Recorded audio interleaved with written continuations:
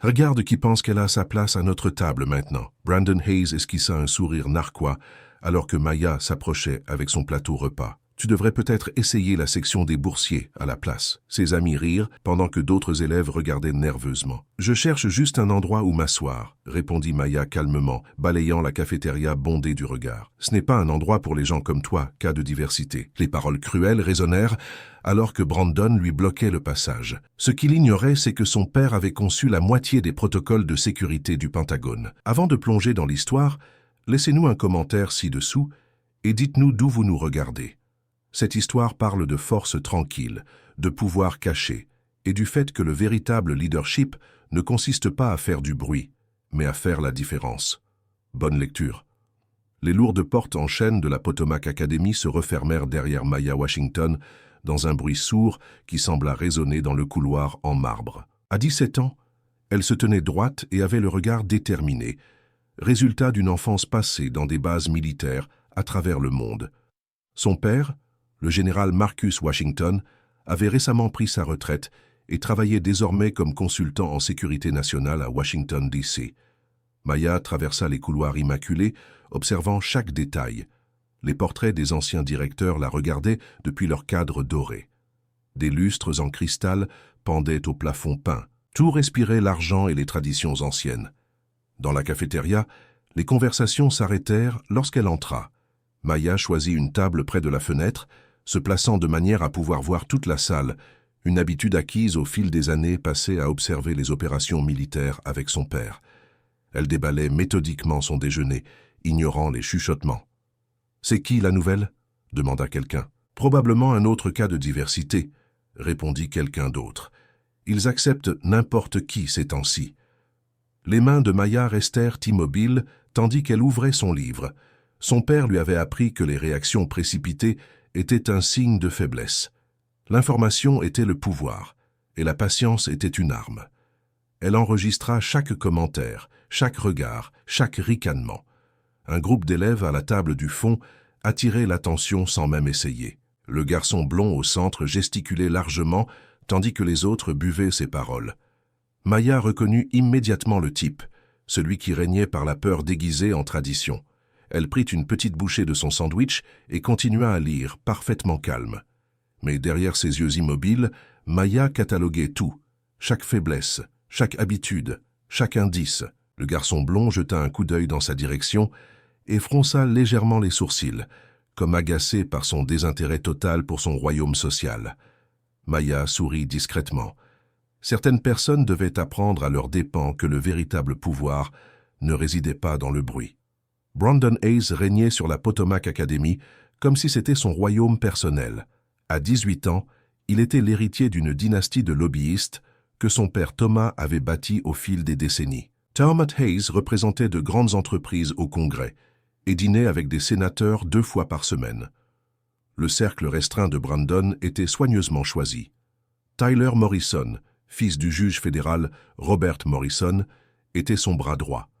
Alexis Stone, dont la mère Patricia dirigeait une importante entreprise de défense, complétait le trio. Ensemble, ils contrôlaient l'ordre social de l'école grâce à une exclusion calculée et à des humiliations publiques déguisées en tradition scolaire. Pendant 2 semaines, Brandon observa la nouvelle élève. Maya Washington restait assise seule, lisait pendant le déjeuner et n'essayait jamais de se joindre à un groupe ou de chercher l'approbation de quiconque. Cela le dérangeait plus qu'il ne voulait l'admettre. Elle n'essaie même pas, se plaignit-il à Tyler pendant le cours de chimie. Les nouveaux, d'habitude, ils supplient pour s'intégrer ou se cachent dans un coin. Elle fait comme si elle n'avait besoin de personne. Tyler acquiesça. Peut-être qu'elle se croit supérieure à nous. Alexis se pencha depuis le poste de laboratoire voisin. Ma mère dit que son père travaille pour la sécurité nationale. Elle doit penser que ça la rend spéciale. Brandon serra les mâchoires. Il était habitué à ce que les nouveaux élèves se recroquevillent de peur ou cherchent désespérément à obtenir son approbation. L'indifférence totale de Maya était inacceptable. Elle se promenait dans son école comme si elle était chez elle, sans jamais montrer le moindre respect pour l'ordre établi. Lors de leur rendez-vous habituel après les cours dans le salon des terminales, Brandon prit sa décision. « Il est temps d'apprendre à la nouvelle la hiérarchie sociale », annonça-t-il. Elle doit apprendre comment ça marche ici. C'était un choix qui allait tout changer. Brandon commença doucement. Pendant 3 semaines, il testa Maya en la harcelant de manière informelle. Il la bousculait dans le couloir, faisant tomber ses livres par terre.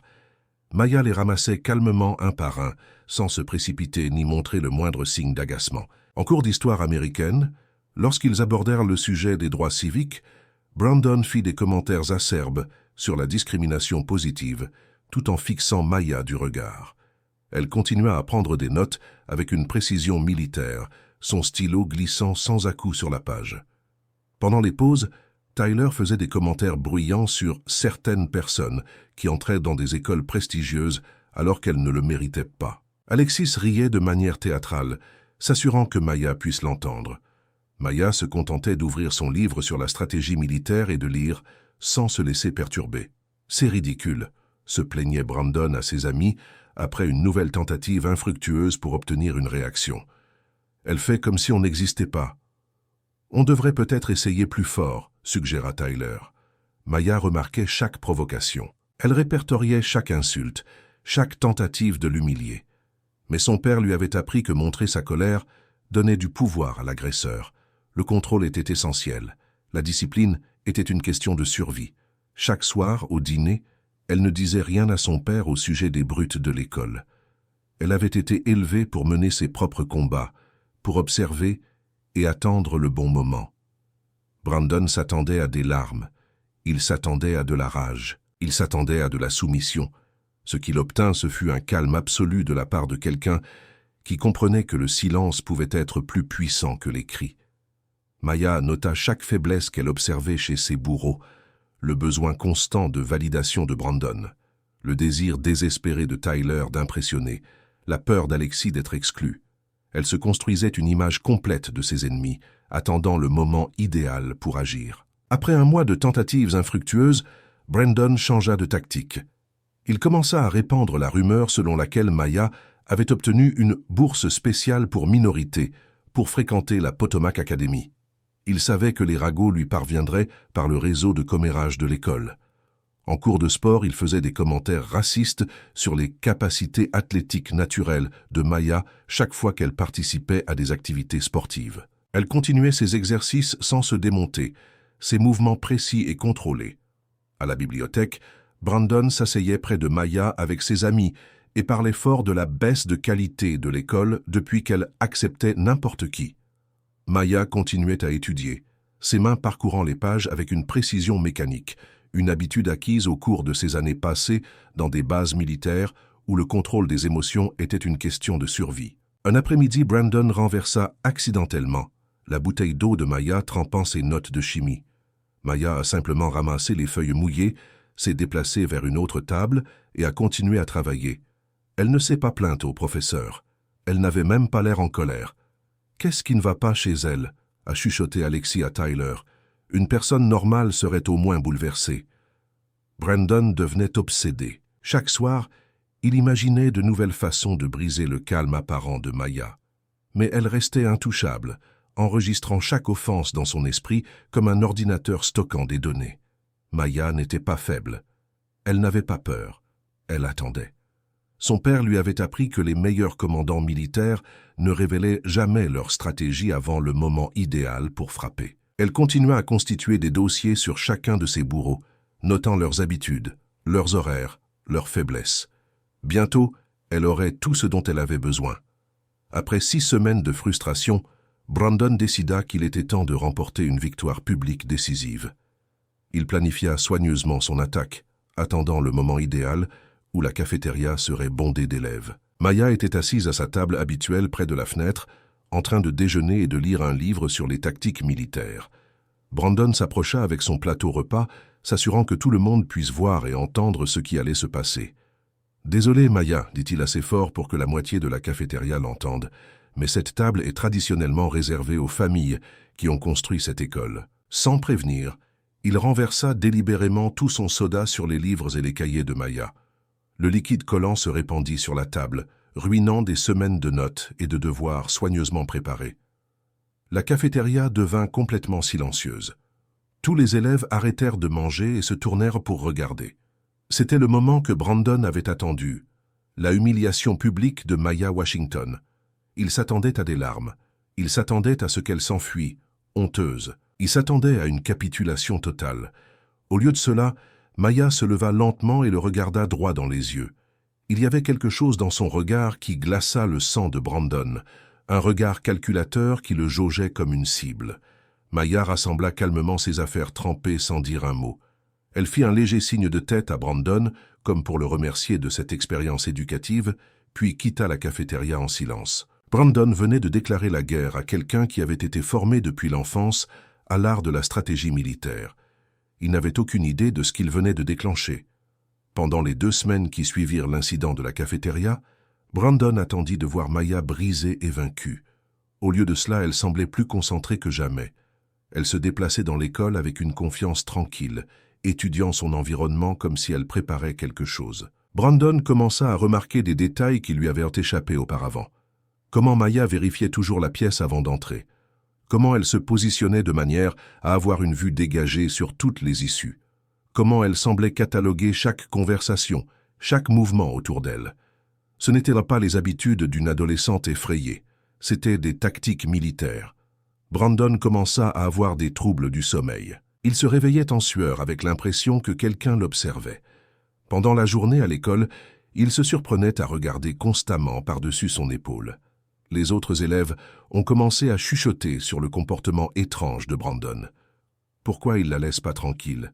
demandait un certain. « Il devient obsédé par cette fille. » Maya passait son temps libre à faire des recherches sur les familles de ses bourreaux. Elle utilisait les archives publiques et les articles de presse pour apprendre tout ce qu'elle pouvait sur les activités de lobbying du père de Brandon, les procès du père de Tyler et les contrats de défense de la mère d'Alexis.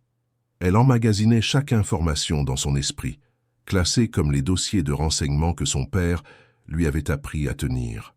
Elle ne prévoyait pas de se venger, elle recueillait simplement des informations stratégiques. Les amis de Brandon commencèrent eux aussi à remarquer sa paranoïa. Tyler mentionna que Brandon posait sans cesse des questions étranges sur les antécédents familiaux de Maya. Alexis se plaignit que Brandon parlait constamment de Maya, même lorsqu'elle n'était pas là. Quelque chose était en train de changer à la Potomac Academy, et Brandon commençait à réaliser qu'il avait peut-être commis une terrible erreur. À la maison, Maya était assise en face de son père à leur table de salle à manger. Le général Marcus Washington était un homme qui remarquait tout, y compris la tension dans les épaules de sa fille. Le général à la retraite avait passé des décennies à lire le langage corporel sous pression. Il savait quand les soldats cachèrent des problèmes, et il voyait bien que sa fille portait un fardeau. « Des problèmes dans ta nouvelle école ?» demanda-t-il simplement, en coupant son steak avec une précision militaire. Maya hésita. Elle avait été élevée pour résoudre ses propres conflits, mais elle savait aussi quand une situation exigeait la sagesse d'un supérieur. Certains élèves pensent que leur position sociale leur donne le droit de manquer de respect aux autres, dit-elle prudemment. Le général Washington posa ses couverts et regarda sa fille. « Explique-moi. » Maya raconta tout ce qui s'était passé au cours des 2 derniers mois. Elle parlait comme si elle faisait un rapport militaire, de manière claire, factuelle et complète. Son père l'écouta sans l'interrompre, analysant chaque détail comme un commandant, évaluant la situation sur un champ de bataille. Lorsque Maya eut terminé, le général resta silencieux pendant un long moment. « Je vois, dit-il enfin. Parfois, les jeunes privilégiés doivent apprendre que leurs actes ont des conséquences. Mais ces leçons doivent être apprises par les voies appropriées. » Maya acquiesça. Son père ne parlait pas de vengeance. Il parlait de responsabilité, des conséquences naturelles qui découlent de mauvais choix. « Continue à gérer cela avec dignité, » conseilla le général. « Mais comprends que le respect se gagne par le caractère et ne s'impose pas par la peur. » Maya sourit légèrement. Son père venait de lui donner la permission de laisser les choses suivre leur cours naturel. Brandon décida qu'il devait en savoir plus sur Maya Washington. Il commença par la secrétaire de l'école, lui posant des questions anodines sur les dossiers des nouveaux élèves. Les informations étaient frustrantes, juste les données d'inscription et une adresse précédente indiquée comme « diverses bases militaires ». Les recherches en ligne ne lui apportèrent pratiquement rien d'utile. Maya apparaissait sur quelques photos de cérémonies militaires en tant que fille du général Washington, mais les détails sur son père étaient rares. Tyler utilisa les relations de son père au sein du système judiciaire fédéral pour creuser davantage. Le juge Morrison avait des greffiers qui pouvaient accéder à certaines bases de données gouvernementales. Ce qu'ils découvrirent était troublant. Marcus Washington travaillait dans le domaine du Conseil en sécurité nationale, mais les détails étaient tous classifiés. Alexis a fait appel au contact de sa mère dans l'industrie de la défense. Patricia Stone avait travaillé avec de nombreux généraux à la retraite au fil des ans. Lorsqu'Alexis a mentionné le nom de Marcus Washington, l'expression de sa mère a complètement changé. « Ce n'est pas quelqu'un avec qui tu veux avoir affaire », a averti Patricia à sa fille. Le général Washington a mené des opérations très sensibles. Il a des amis dans toutes les branches du gouvernement. Mais il est à la retraite maintenant, a protesté Alexis. La retraite n'efface pas 30 ans de relations professionnelles, répondit froidement sa mère. Plus Brandon et ses amis cherchaient, plus Maya devenait mystérieuse. Elle n'avait pas de profil sur les réseaux sociaux, pas de photos dans les albums de fin d'année de ses anciennes écoles, pas la moindre trace numérique laissée par une adolescente normale. Brandon essayait d'enquêter sur une famille dont toute la profession consistait à rester invisible aux yeux du public. Ce manque d'informations n'était pas fortuit. Il était le résultat de décennies d'opérations militaires classées. 3 mois après le début du conflit, d'étranges coïncidences ont commencé à affecter les familles des bourreaux de Maya. Tout s'est déroulé dans le respect total de la loi, mais le timing était remarquable. Le père de Brandon a perdu son plus gros client dans le domaine du lobbying lorsque l'entreprise a décidé d'internaliser ses relations avec le gouvernement. Un audit de conformité de routine avait révélé des conflits d'intérêts potentiels dans la représentation de plusieurs entreprises concurrentes par Thomas Hayes. Le père de Tyler a fait l'objet d'une enquête éthique suite à une décision judiciaire controversée qu'il avait rendue 6 mois plus tôt. Des organisations de défense des droits civiques avaient déposé une plainte officielle auprès du Conseil de déontologie judiciaire, invoquant un parti pris dans sa décision dans une affaire de discrimination. La mère d'Alexis a perdu un important contrat de défense lorsque son entreprise est arrivée 2e dans un appel d'offres. Un audit financier de routine avait révélé des irrégularités mineures dans ses rapports trimestriels qui ont soulevé des questions sur ses pratiques comptables. Ces 3 événements se sont produits en l'espace de 6 semaines. Il semblait en avoir aucun lien entre eux, juste un coup de malchance dans le monde des affaires où la réputation et l'intégrité sont primordiales. Au début, Brandon n'a pas fait le lien entre ses problèmes et Maya. Mais lorsqu'il a évoqué les problèmes professionnels de sa famille à Tyler, qui lui a alors parlé des démêlés judiciaires de son père, un sentiment désagréable a commencé à s'installer. Ce n'est probablement qu'une coïncidence, se dit Brandon. Mais au fond de lui, il commençait à comprendre qu'il s'était peut-être attaqué à quelqu'un dont la famille évoluait dans des cercles bien plus puissants que les siens. Maya continua à mener sa vie normale à l'école, mais elle affichait désormais une autorité tranquille, comme quelqu'un qui a prouvé qu'il avait raison sans dire un mot. 4 mois après le début de leur conflit, Brandon coinça Maya dans le parking de l'école après les cours. Tyler et Alexis se placèrent à ses côtés pour le soutenir, mais leur confiance avait clairement diminué. « Il faut qu'on parle », déclara Brandon en essayant de paraître autoritaire. Maya s'arrêta et se tourna calmement vers eux 3. Ses yeux évaluèrent rapidement leur position, non par peur, mais par instinct. « Bien sûr », répondit-elle sereinement. Brandon commença un discours sur le respect et la hiérarchie sociale, mais Maya l'interrompit par une simple question. « Comprenez-vous que les actions ont des conséquences ?» La franchise de sa question prit Brandon au dépourvu. Maya poursuivit d'une voix calme. « J'ai grandi en apprenant que les comportements ont des répercussions naturelles. Quand quelqu'un agit sans tenir compte des autres, l'univers a des moyens de rétablir l'équilibre. » Son ton restait ferme, mais il y avait une autorité qui fit reculer inconsciemment les 3 hommes. Parfois, ajouta Maya en faisant un pas en avant, les conséquences arrivent par des voies inattendues. Brandon sentit un frisson lui parcourir l'échine. Pour la première fois, il entrevoyait l'ampleur de la personne contre laquelle il se battait. Ce n'était pas une adolescente qu'il pouvait intimider. « Vos familles sont en train d'apprendre ce qu'est la responsabilité, » dit Maya calmement. « Non pas parce que j'ai demandé vengeance, mais parce que les personnes intègres remarquent quand les autres montrent leur vrai visage. » Le parking lui parut soudain très froid, et Brandon comprit qu'il avait joué à un jeu dont il ne connaissait même pas les règles. Brandon fit enfin le lien entre les problèmes de sa famille et sa confrontation avec Maya. Il passa des heures à faire des recherches en ligne sur le général Marcus Washington, trouvant des mentions dans des rapports militaires déclassifiés et des listes de sous-traitants du gouvernement. Le général à la retraite avait maintenu un vaste réseau dans le gouvernement, l'armée et le secteur privé, grâce à des décennies de services distingués. Non pas par la corruption, mais grâce à une carrière respectée, fondée sur des relations professionnelles et une intégrité éprouvée. Brandon comprit que Maya n'avait pas eu besoin de demander une intervention directe. Elle avait simplement grandi dans un environnement où la responsabilité et les conséquences naturelles étaient normales. En humiliant Maya publiquement, il n'avait pas seulement manqué de respect à une étudiante, il avait révélé des failles de caractère que les personnes occupant des postes à responsabilité remarqueraient négativement. Tyler est arrivé à la même conclusion après sa propre enquête. L'examen éthique de son père n'était pas un harcèlement aléatoire, mais le résultat naturel de décisions discutables, examinées par des personnes attachées à l'équité et à la justice. Alexis découvrit que la perte du contrat de sa mère était survenue après que les pratiques de leur entreprise aient été examinées par des comités de surveillance comprenant plusieurs anciens officiers militaires. Les personnes qui travaillaient avec le général Washington comprenaient l'importance de l'intégrité dans le domaine de la défense. Les trois tyrans n'étaient pas confrontés à des représailles vengeresses.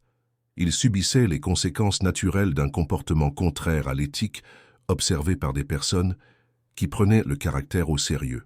« Elle ne nous a jamais menacés », dit Tyler lors de leur réunion d'urgence. « Elle a simplement laissé nos actes parler d'eux-mêmes. » Brandon fixait ses mains, comprenant enfin que Maya avait gagné sans jamais s'abaisser à son niveau.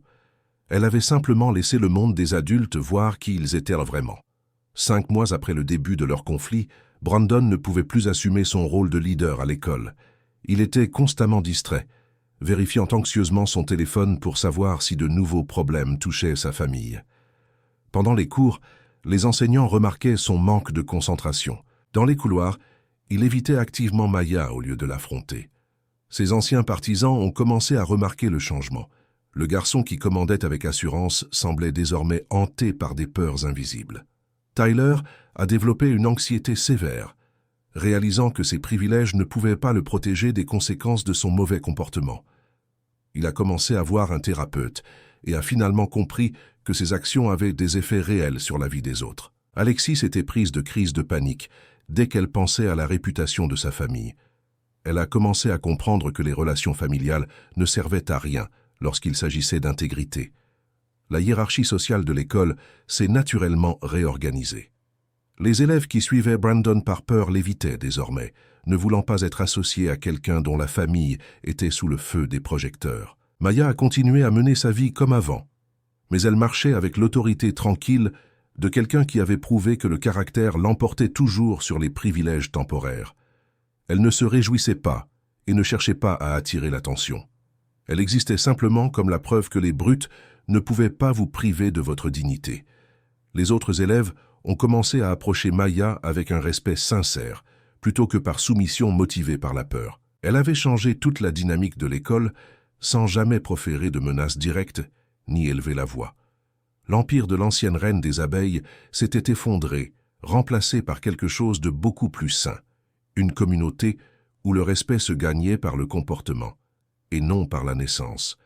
6 mois après le début du conflit, Brandon a connu l'isolement social qu'il avait toujours imposé aux autres. Il déjeunait seul, ses anciens amis ayant trop peur de s'associer à quelqu'un dont la famille faisait l'objet d'une enquête. Les enseignants qui toléraient autrefois son comportement privilégié le traitaient désormais avec un professionnalisme froid. Des rumeurs circulaient sur les problèmes juridiques de sa famille et ses relations dangereuses.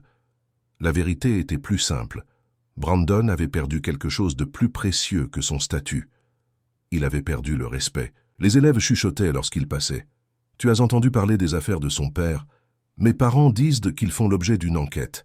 J'ai entendu dire qu'ils risquaient de tout perdre. » Maya observait de loin, éprouvant une satisfaction pédagogique sans cruauté.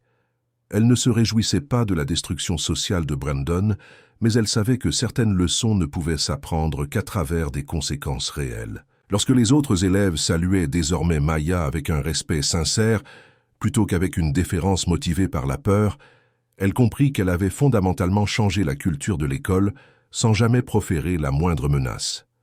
Brandon passait ses soirées seul dans sa chambre, essayant de comprendre comment tout avait pu si mal tourner. Il avait intimidé de nombreux élèves avant Maya. Pourquoi était-ce différent? Pourquoi les conséquences avaient-elles été si graves? La réponse devenait claire. Maya n'était pas une victime comme les autres. Elle était connectée à un monde où les actions avaient de l'importance, où le caractère était jugé, et où les personnes qui détenaient le pouvoir observaient comment les autres traitaient les plus vulnérables. Pour la première fois de sa vie, Brandon découvrait ce que c'était que de se sentir impuissant. La leçon était dévastatrice mais nécessaire. 7 mois après leur première rencontre, le dernier jour avant les vacances d'hiver, Brandon s'approcha de Maya dans la même cafétéria où tout avait commencé.